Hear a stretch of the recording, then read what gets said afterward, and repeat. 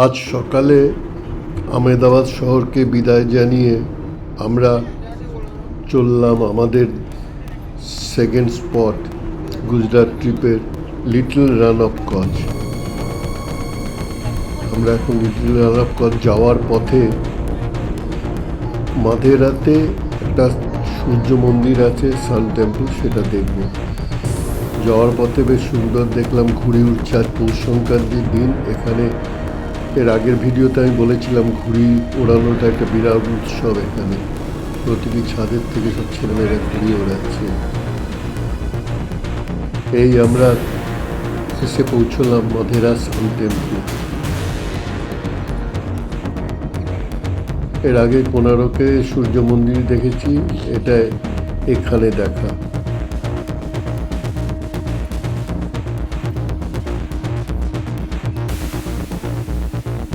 সুন্দর কাজ করা মন্দির।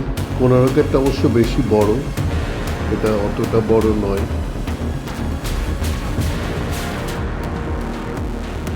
এখান থেকে এবার আমরা সোজা আমাদের বাসস্থান লিটল রান অফ কচ্ছে রয়্যাল সাফারি ক্যাম্পে এসে পৌঁছলাম।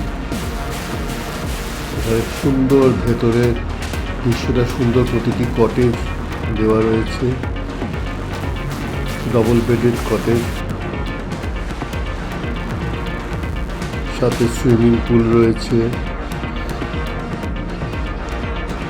সিট আউট এরিয়া রয়েছে প্রতিটি সুইমিং পুলের সামনেই, বেশ সুন্দর। তারপর আমরা বিকেলবেলা লিটল রান অফ কচ্ছে জিপ সাফারিতে বেরোলাম। লিটল রান অফ কচ্ছে যাচ্ছি। এখানে যে রিসোর্টে উঠেছি সেটা তার সাথে জিপ সাফারি প্লাস সারাদিনের মিল পুরোটাই কমপ্লিমেন্টারি। এগুলো ক্রেন, জলের মধ্যে সুন্দর সুন্দর পাখি, আবার বলেছে ফ্ল্যামিঙ্গো দেখা যাবে, দেখি দেখতে পাই কিনা।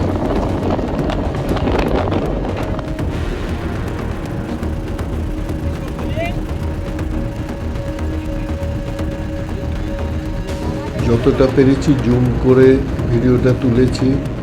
অনেকটা দূরে এরা জলের ঠিক ওপারে বসে রয়েছে।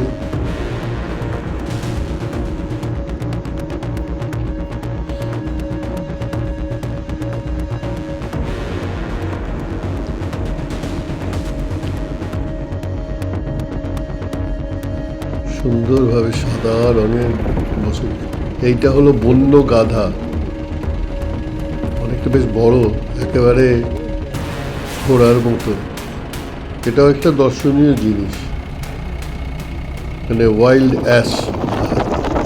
আবার আমরা এই লিটল রান অফ কচ্ছের ভেতরে আরও যাচ্ছি। এইখানে আমরা এবার ফ্ল্যামিঙ্গো, ভিডিওতে কতটা এসছে বলতে পারবো না, পিঙ্ক কালারের যেগুলো সেগুলো ফ্ল্যামিঙ্গো। সব সাফারি জিপ এসে দাঁড়িয়েছে, কেউ কেউ আবার নিজস্ব গাড়ি নিয়েও এসছেন এখানে। পড়ন্ত বেলায় বেশ সুন্দর দৃশ্য।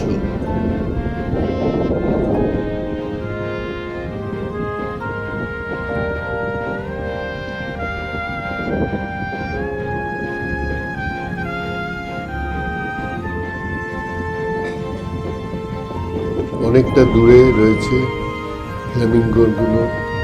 এই যেটা বলছিলাম, অনেকে নিজস্ব গাড়ি নিয়েও এসছেন।